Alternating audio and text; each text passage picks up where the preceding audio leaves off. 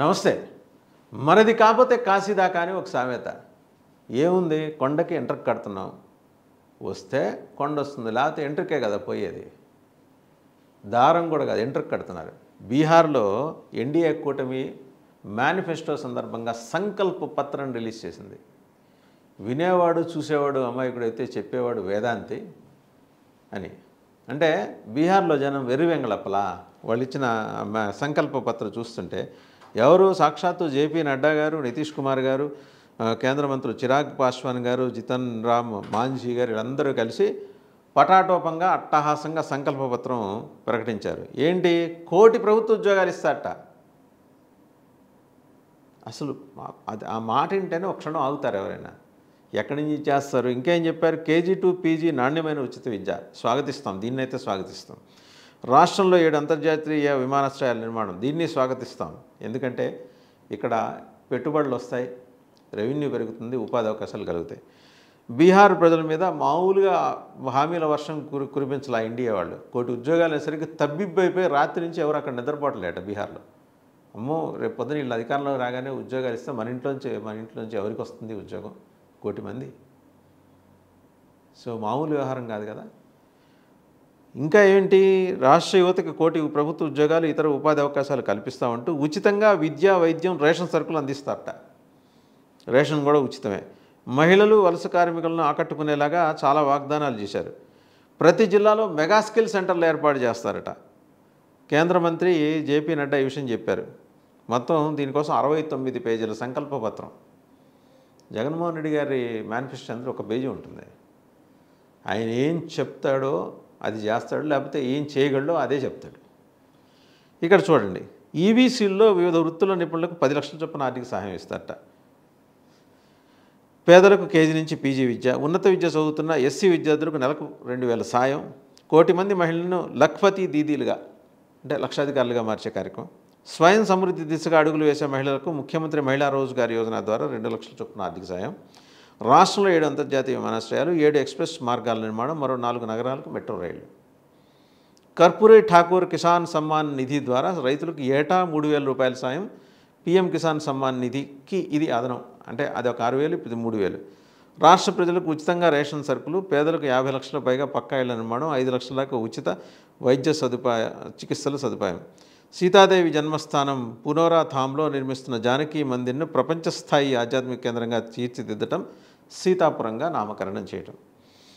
So ఇక్కడ ఏంటి, blend అనమాట. అటు హిందువుల ఓట్లు కొల్లగొట్టాలి అండ్ నిరుద్యోగ యువతను ఆకర్షించాలి, 1 కోటి మంది మహిళలకు లఖ్పతి దీదీలుగా మారుస్తామని చెప్పేసి వాళ్ళకి హామీ ఇచ్చి వాళ్ళ మనసును హృదయాలు చొరగొనాలి, ప్రభుత్వం ఏర్పాటు చేయాలి. ఇక్కడ సరే, ఇక్కడ ఏదో ఇవాళ ప్రస్తావన వచ్చింది కాబట్టి వీళ్ళ గురించి మాట్లాడుకుంటున్నాం. మనం మాత్రం తక్కువ తిన్నామా? ఒకసారి చూస్తే సాధ్యం కాని హామీలు. ప్రాంతీయ పార్టీలు ఇస్తే ఇవాళ జాతీయ పార్టీలు కూడా అదే ఫార్ములాని అందిపుచ్చుకున్నాయి. అలాంటి హామీల్లో మంది అందవేశం చేయి ఆంధ్రప్రదేశ్లో, ఎవరో వేరే చెప్పక్కర్లా. కర్ణాటక తెలంగాణలో కూడా కాంగ్రెస్ పార్టీ ఇలాంటి హామీలే ఇచ్చింది. ఎన్డీఏ కూటమి ఆంధ్రప్రదేశ్లో ఈ విధంగానే అధికారంలోకి వచ్చింది. జరుగుతాయా లేదా తెలియని హామీలు. అండ్ ఇదే తీరుని ప్రస్తుతం బీహార్లో ప్రకటిస్తున్నారు. 1 కోటి మందికి ప్రభుత్వ ఉద్యోగాలు సాధ్యమేనా? ఒకసారి ఆలోచించండి. Will it be possible really? ఉద్యోగాల ఉపాధి కల్పన, స్వయం ఉపాధి కల్పన. ఓకే, మీరు రాజ్యం చేయాలి, అధికారంలోకి రావాలి, మీరు హామీలు ఇవ్వాలి, నథింగ్ రాంగ్ ఇన్ ఇట్. దీని మీద ఒక సజెషన్ ఎప్పటి నుంచో ఉంది. ఎలక్షన్ కమిషను ఇలాంటి పార్టీలను పిలిచి, అయ్యా మీరు ఇస్తున్న హామీలు, ఈ హామీలకి ఎంత ఖర్చు అవుతుంది, మీ రాష్ట్ర బడ్జెట్ ఎంత, దాంట్లో మీ కేటాయింపులు ఎంత, అప్పులు ఎక్కడి నుంచి తీసుకొస్తారు, ఎంత తీసుకొస్తారు, ఇవన్నీ ఒక జవాబుదారీతనంతో కూడిన ఒక శ్వేతపత్రం సమర్పించమని పార్టీలను అడిగితే ఇబ్బంది ఉండదు కదా. అట్లీస్ట్ ఎన్నికల ముందైనా ఎలక్షన్ కమిషన్ ఈ పని చేయొచ్చు కదా. వీడప్పుడు ఎట్టాగో వాళ్ళని ఎవరు పట్టించుకోరు. ఎన్నికల ముందైనా ఇప్పుడు ఏదో ఓట్లు కట్ చేయడం, 65 లక్షల ఓట్లు తొలగించడం, ఇవి కాదు చేయాల్సింది ఎలక్షన్ కమిషన్. సంస్కరణలు, హామీలకు సంబంధించి ఎడా హామీలు ఇచ్చిస్తే ఏంటి, వాట్ డస్ ఇట్ మీన్? ఎక్కడి నుంచి తీసుకొచ్చేస్తారు డబ్బులు? ఇవాళ ఆంధ్రప్రదేశ్ ఆర్థిక పరిస్థితి ఏంటి? జగన్మోహన్ రెడ్డి మీద మామూలుగా దాడి చేయలేక 13 లక్షల కోట్లు తీసుకొచ్చాడండి. తీరామోస్ అసెంబ్లీలో ఏం చెప్పారు, 2 లక్షల కోట్ల చిల్లర. ఇప్పుడు మనం ఎంతవరకు చేసాం, ఏం చేసాం? FRMB లిమిట్స్ ప్రకారం ఎంత తీసుకొచ్చాం, లిమిట్స్ దాటి ఎంత తీసుకొచ్చాం, ఆ లెక్కలన్నీ కూడా RTI కింద వస్తాయి కదా బయటికి. రేపు కాగ్ రిపోర్ట్ వస్తుంది, కాగ్ రిపోర్ట్లో వస్తాయిగా. ఇవి కదా మాట్లాడాల్సింది. ఉపాధి కల్పనకు సంబంధించి హామీలు ఇచ్చేసి ఫ్రీబీస్ జగన్మోహన్ రెడ్డి నవరత్నాల పేరుతోటి మా తాపకి బటన్ నొక్కాడు నొక్కేంతవరకు మొత్తం దోసిపెట్టేశాడు అన్నారు. మీరు చేస్తుందండి. ఆయన అట్లీస్ట్ ఆయన ఇచ్చింది పేదల దగ్గరికి వెళ్తే సర్క్యులేట్ అయ్యి మనీ సర్క్యులేషన్ అయ్యి మొత్తం ఆర్థిక వ్యవస్థ నిలబట్టడానికి కారణమైంది.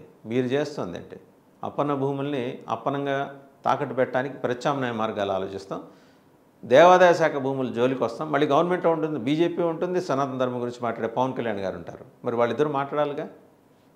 అలవికానే హామీలు ఇచ్చినప్పుడే ఇలా భూములు అమ్ముకోవటం దాకా వెళ్తుంది. అండ్ భూములు అమ్ముకొని ఇప్పుడు వైజాగ్లో గూగుల్ డేటా సెంటర్ కోసం సేకరించబోతున్న భూములు ఎక్కడివి, ఎవరివి, దానికి సంబంధించి శ్వేతపత్రం రిలీజ్ చేయగలరా? హిందూ సంఘాలు డిమాండ్ చేస్తున్నాయి. ఓ పక్క రాష్ట్రంలో శాంతి భద్రతలు, మైనర్ పిల్లల మీద అత్యాచారాలు, మరి వాళ్ళకి రక్షణకు సంబంధించి మీరు ఇచ్చిన హామీల పర్యవసానం ఏంటి? దాని గురించి వాళ్ళు మాట్లాడాలి కదా ఎవరో ఒకళ్ళు. 30,000 మంది బాలికలు, యువతులు, మహిళలు మిస్సింగ్ అయ్యి ట్రాఫికింగ్లో చిక్కున్నారని, హ్యూమన్ ట్రాఫికింగ్లో చిక్కున్నారని మీరు ఆరోపణ చేశారు. మిస్ అయిన వాళ్ళ గురించి ఇప్పటి వరకు పోలీస్ శాఖ ఏర్పాటు చేసిన ద్వారా ఎంతో కొంతమంది ఆచూకీ బయటపడింది. మరి హ్యూమన్ ట్రాఫికింగ్లో చిక్కున్న వాళ్ళ ఆచూకీ తెలిసిందా? ఇది మాట్లాడాలిగా. కూలిపోతున్న దేవాలయాల గోడల కింద శిథిలమవుతున్న భక్తుల ప్రాణాల గురించి మాట్లాడాలిగా. ఈ హామీలు ఇచ్చే ముందు హామీలకి సరిపడా మన దగ్గర స్తోమత ఉందా లేదా చూసుకొని ఆలోచించి మాట్లాడాలిగా. ఎందుకు మాట్లాడలేకపోతున్నాం? జనం అడుగుతున్నారు. ఇది ప్రశ్నిస్తే తప్పు, ప్రశ్నిస్తే కేసు అనే పద్ధతిలో వెళ్తే చాలా వస్తాయి. ప్రశ్నించినందుకు కేసులు పెట్టడం కాదు, ప్రజలకు జవాబుదారీగా ఉండమని చెప్పి మిమ్మల్ని అధికారంలో కూర్చోబెట్టారు. కాబట్టి ఈ జవాబుదారీతనానికి సంబంధించి మీ దగ్గర ఉన్న అకౌంటబిలిటీకి సంబంధించిన మెజర్స్ ఏంటి అవి మాట్లాడండి. ఇవాళ బీహార్ సంకల్ప పత్రం అనేది కేవలం ఒక ఉదాహరణే.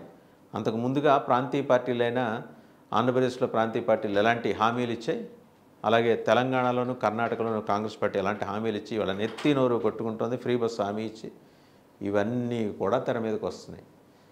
అండ్ మనం తీసుకొస్తున్న అప్పులు ఎక్కడి నుంచి తీసుకొస్తున్నాం, మనం కేటాయిస్తున్న భూములకి ధరలు ఎలా నిర్ణయిస్తున్నాం, దానికి దానికి ఏర్పాటు చేయడానికి ధరలు నిర్ణయించడానికి జ్యుడిషియస్గా మీరు తీసుకుంటున్నామని చెబుతున్న నిర్ణయాల వెనుక ఎవరున్నారు, ప్రభావితం ఎవరు చేస్తున్నారు?